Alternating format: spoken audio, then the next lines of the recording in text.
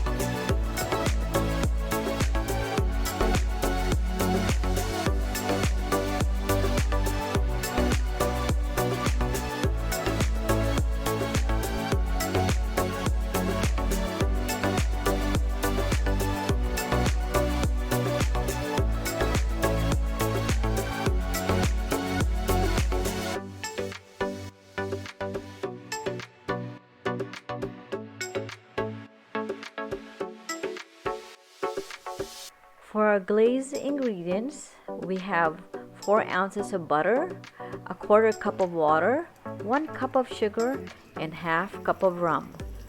To make the glaze, just melt the butter, add water and sugar, let it boil for 5 minutes, stirring constantly. Remove from heat, then stir in rum.